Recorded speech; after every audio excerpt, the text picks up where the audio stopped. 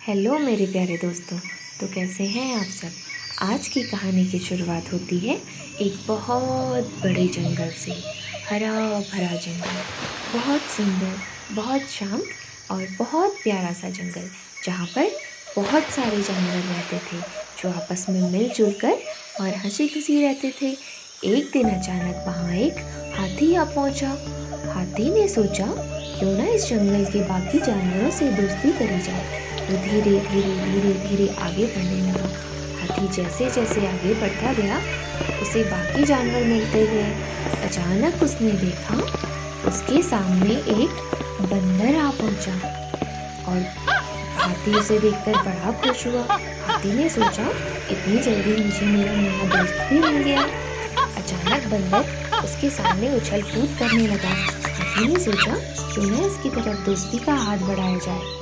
इतने में बंदर बोला, अरे भाई, मैं भला क्यों तुमसे दोस्ती करने लगा। मुझे देखो मैं कितना चटक फुर्तीला यहाँ से वहाँ घूमने वाला, और तुम अपना शरीर देखो मोटे ताजे। तुमसे भी भला कोई दोस्ती कैसे कर सकता है। तुम मेरे किस काम के। मैं तो नहीं करने वाला तुमसे दोस्ती। अच्छा, अब मैं चलता हूँ, मुझे जाकर दूसरे पेड़ के जामुन भी खाने हैं। तुम ढूंढ लो अपने लिए कोई नया सा दोस्त जो तुम्हारे जैसा हो बिल्कुल। मुझे तुमसे दोस्ती करने में कोई दिलचस्पी नहीं है। मैं तो चला, तुम देख लो। इतने में अचानक वहाँ एक लोमड़ी आ पहुँची। लोमड़ी बड़ी दुबली पतली सी थी। हाथी ने सोचा क्यों ना इससे दोस्ती करी जाए। उसने लोमड़ी की तरफ दोस्ती का हाथ बढ़ाया। लोमड़ी बोली, अरे जाओ जाओ, मुझे देखो मैं कितनी दुबली पतली, और तुम जरा अपना शरीर देखो, अपना वजन देखो। तुमसे भी भला कोई कैसे दोस्ती कर सकता है।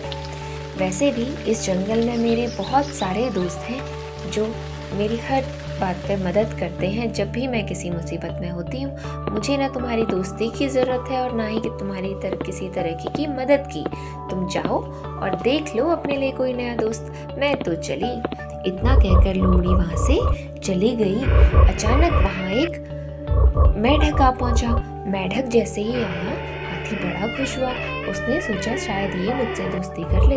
मेंढक बोला, अरे नहीं हाथी राजा, मैं तो बहुत छोटा सा जानवर हूँ। गलती से भी तुम्हारे पैर के नीचे आ दबा तो मारा जाऊंगा।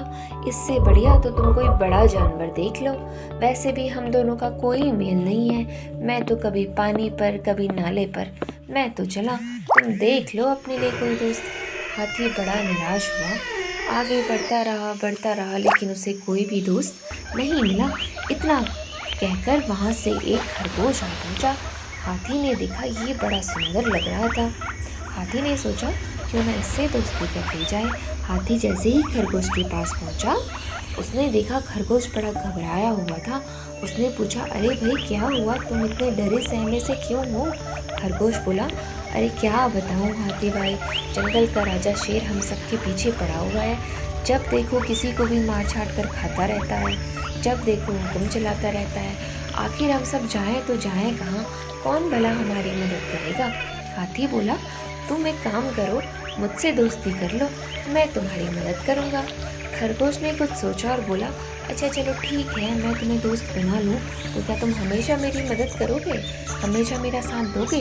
हाथी बोला, क्यों नहीं, अगर तुम मुझे दोस्त बना लो तो मैं हमेशा तुम्हारे साथ खड़ा रहूँगा, चाहे फिर जंगल का राजा शेर ही क्यों ना आ जाए।